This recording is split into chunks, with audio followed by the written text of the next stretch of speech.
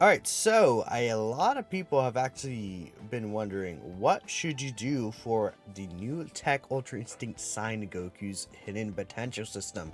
I think there's a lot of different avenues you could actually explore regarding this guy, which is really nice. I like having more flexibility in terms of hidden potential.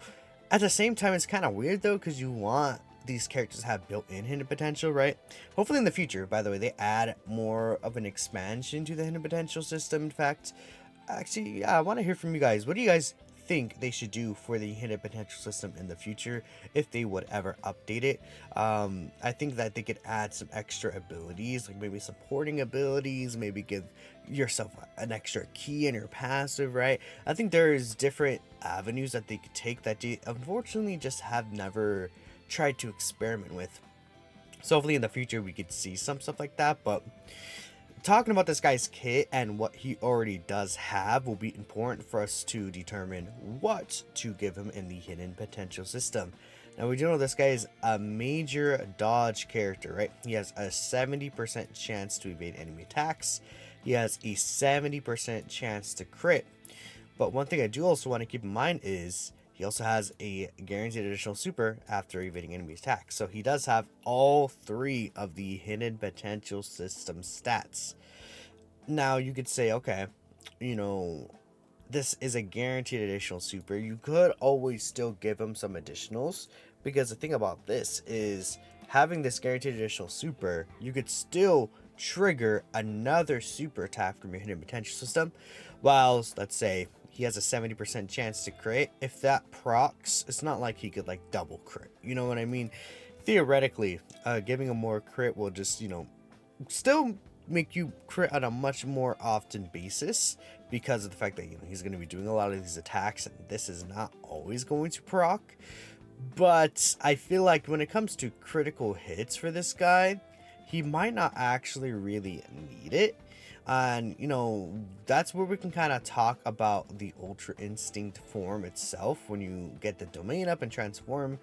Because the biggest thing about this guy is he does have counter attacks, right? With these counter attacks, he's able to end up doing a large amount of damage with those counters. That's where a majority of his damage comes from. So I think for a very long time, when a lot of us sees like counter attacks, we're like, we want these counters to crit. So naturally, a lot of people will think about giving this guy a full crit build. But do keep in mind as well, he does build up to a 77% chance to crit. And all he has to do is dodge 4 times, right? Unfortunately, he doesn't have any crit when he first starts out transformed. But again, with every, actually it's not even every dodge, it's every attack performed, which essentially, even if he dodges twice and then he attacks twice, he still builds up some chances to crit there. So he just needs to do 4 attacks, and counters do count for building this part of the passive up. So he's able to build this up extremely quickly, right? Which is a good thing, because of the fact that this guy's pretty much always going to have 70 to a 77% chance to crit throughout most of the fight. Again, the first 3 attacks you do will not have that max crit attack percentage, but I feel like that doesn't mean that you suddenly give this guy critical hit. And I just wanted to rule that out, because a lot of people are like, you know, again, counters equals crits, and you want those counters as crits. But I don't think that's really a smart move. And besides, if you don't go for, like, let's say dodge in the hidden potential system, and you go like full additional, which we'll talk about right now again, I think that you still benefit from being a tech character, and you have a lot of built-in crit. So just going mainly crit in the hidden potential system, I think would probably be a mistake for this guy, and I think it's going to be a mistake a lot of people may potentially make. So hopefully this will deter some of you guys from doing that. I just feel like it's not really necessarily needed. Now, furthermore, talk about I guess we'll talk about dodge real quick. I did bring it up. I actually feel like going full dodge in this guy is not like a terrible idea, but I'm not sure if it's necessarily needed per se. I think dodge could be very helpful, right? But this guy does have safeguard mechanics. I think calling it a safeguard mechanic is a good idea, where he does have instances where he protects himself even without dodging by damage reduction and or guard, right? If you take a look here, he has essentially 50% reduction until he receives an attack, right?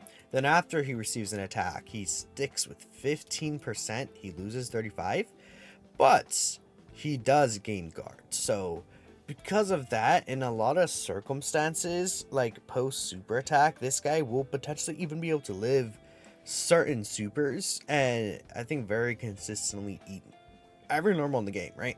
Because of that guard, 15% reduction, and just the amount of raw defense he's able to get after he super attacks, it can be very nice, right? Like, you know, actually, I will bring up, like, let's say Halvard does do calculations, and I want to bring something up just so I could show you guys. Actually, I'll just make a quick cut here, and we will just come right back once I can show you guys exactly what I'm talking about. Alright, so I did bring up Halvard's calculations here, and again, I just want to show you guys, like, the specific math when it comes to this. So again, thank credits to Halvard for these calculations here.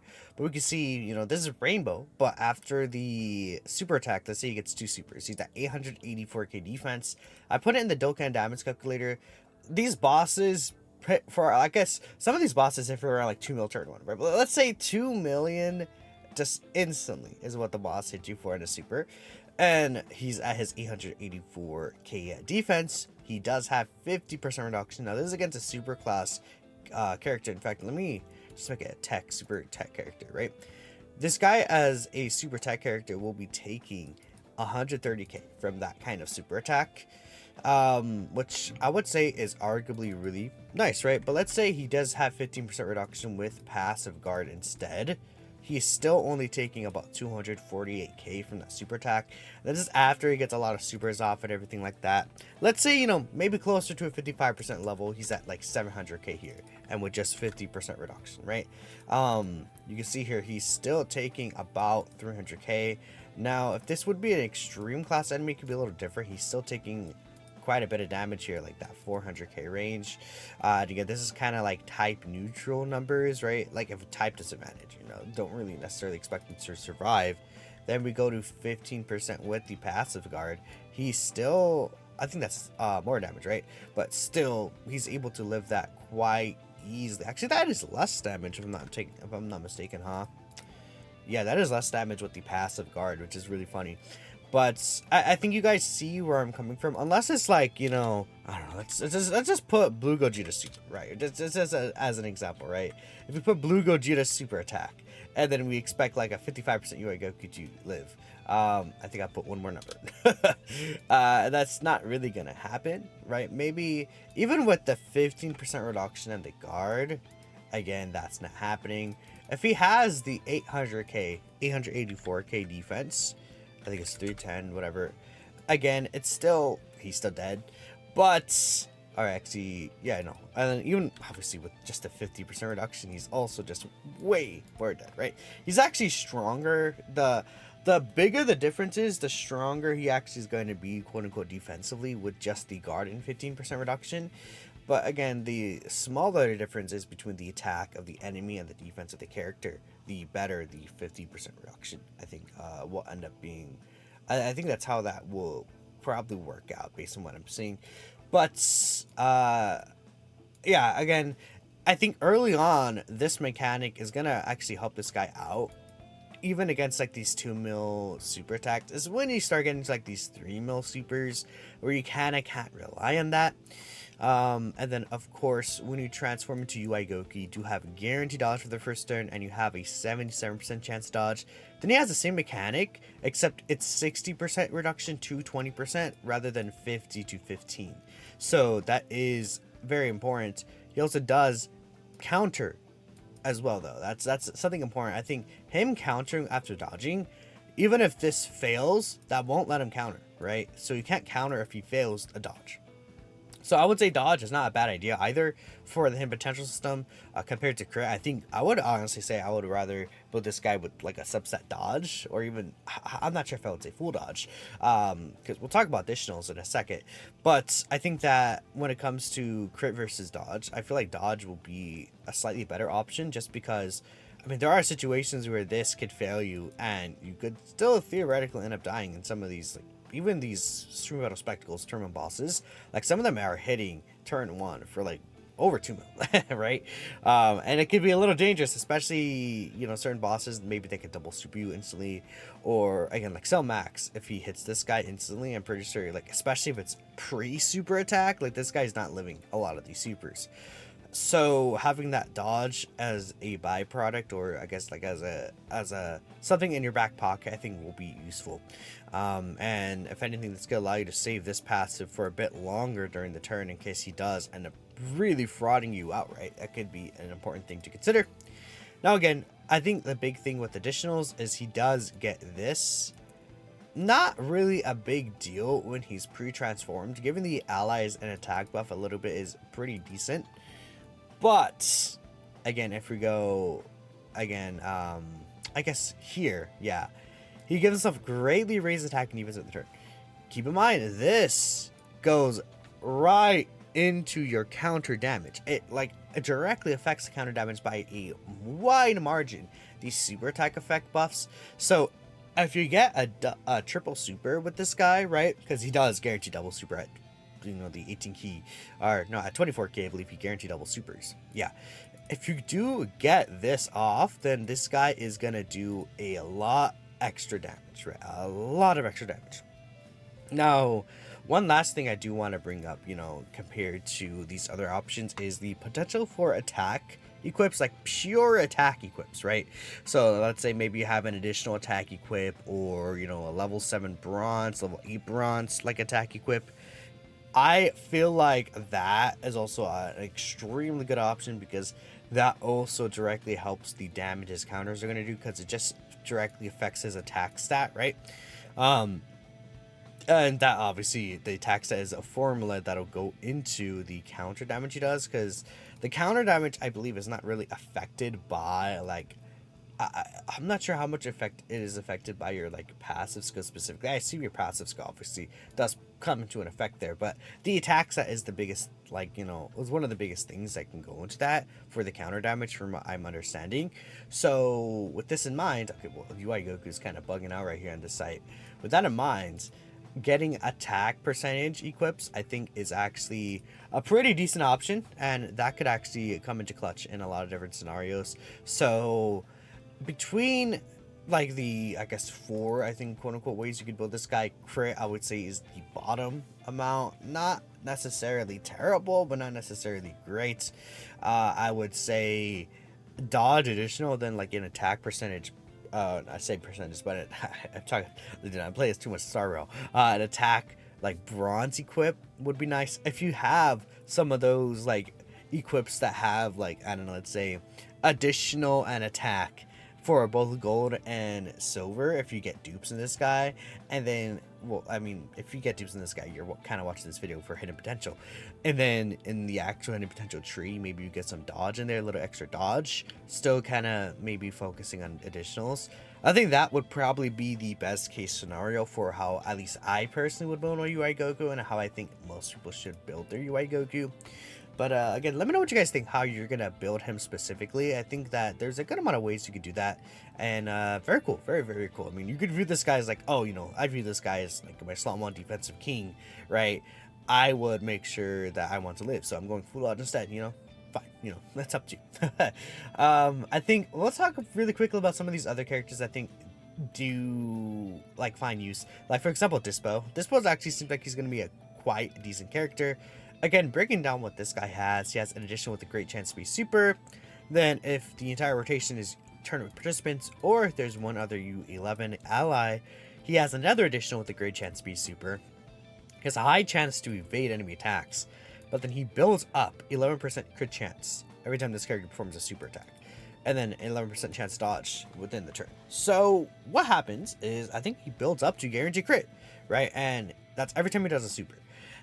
I feel like because he does have this, I don't think giving this guy crit is actually a smart idea, really, because if I'm reading this correctly, again, this builds up permanently, and this dodge is only within the turn.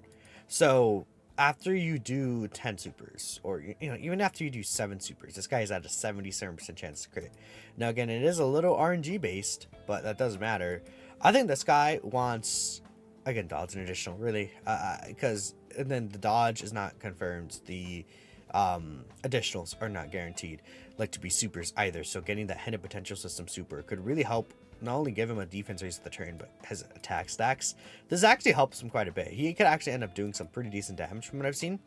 I should show this guy off. I have him one copy, 55%. I guess that'll be, you know, that's a nice little showcase for this guy, like with Topo.